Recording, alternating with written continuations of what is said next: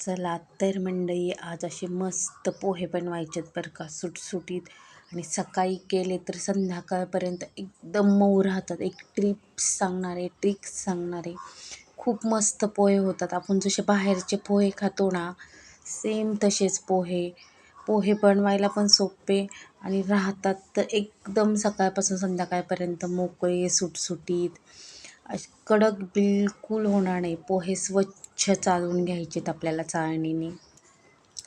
त्याच चाळणीमध्ये आपल्याला पोहे ठेवायचे, पाणी घालायचं आणि धुवून घ्यायचे. एकदम पाण्यात पोहे बुडवून ठेवायचे नाही, मग ते पोहे खूप चिकट होतात आणि ना चिटकून बसतात. मग पोहे आपले सुटसुटीत बिलकुल होत नाही.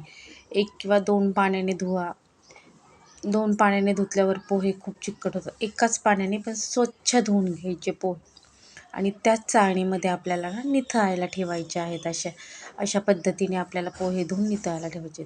आता म्हणतात पोहे तर सगळेच बनवतात, पण पोहे एकदम कधी कोणाचे चिकट काय असे होतात. मग आहे ना, आपण एक मस्त आहे ना, मी आयडिया सांगणार आहे तुम्हाला, जे ना एकदम मऊ राहतात सकाळपासून संध्याकाळपर्यंत. एक बटाटा छान छोटा मी चिरून घेतला आहे. बटाट्याने पोहे खूपच छान लागतात. कांदा, मिरची, कोथिंबीर, तेल ठेवायचं कढईमध्ये तापायला. तेल ठेवलं ना, कढईच्या सगळ्या साईडने असं तेल फिरवून घ्यायचं, म्हणजे पोहे आपले बिलकुल चिटकत नाही कढईला साईडला. बटाटा मस्त तेलामध्ये आपल्याला परतून घ्यायचा आहे. बारीक गॅसच ठेवायचा, मोठा गॅस ठेवायचा नाही. लो टू मीडियम गॅसवर आपल्याला बटाटा छान इथे परतून घ्यायचा आहे, शिजवून घ्यायचा. काही म्हणू शकता, झाकण ठेवा. 5-10 मिनटामध्ये आपला बटाटा इथे शिजून परतून तयार होतो. छान बारीक गॅस ठेवायचा, मोठा गॅस बिलकुल ठेवायचा नाही.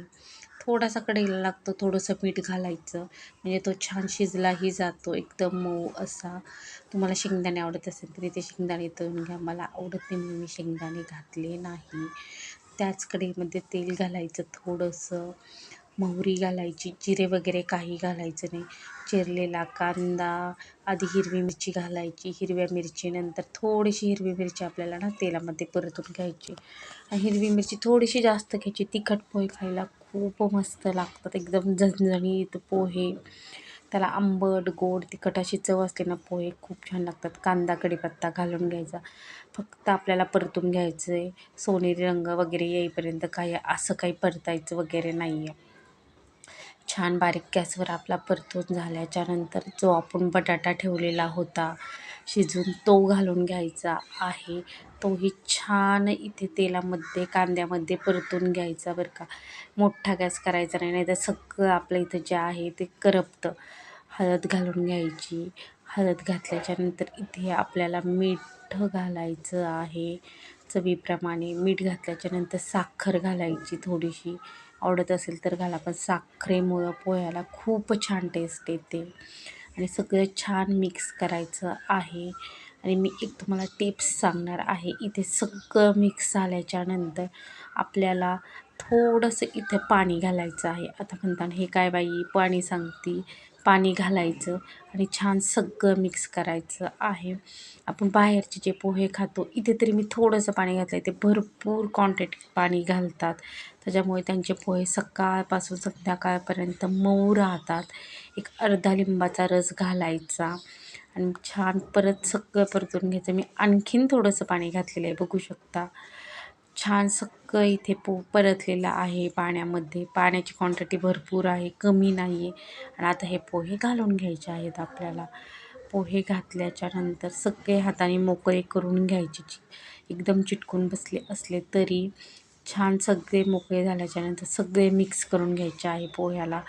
पोहे जे आहे ते सगळं पाणी शोषून घेतं आणि सगळे मिक्स करायचे. असं चिकट वगैरे काही होत नाही. खूप पाणी नाही घालायचं, जसे पोहे आहेत तुमचे तसंच पाहून पाणी घालायचं.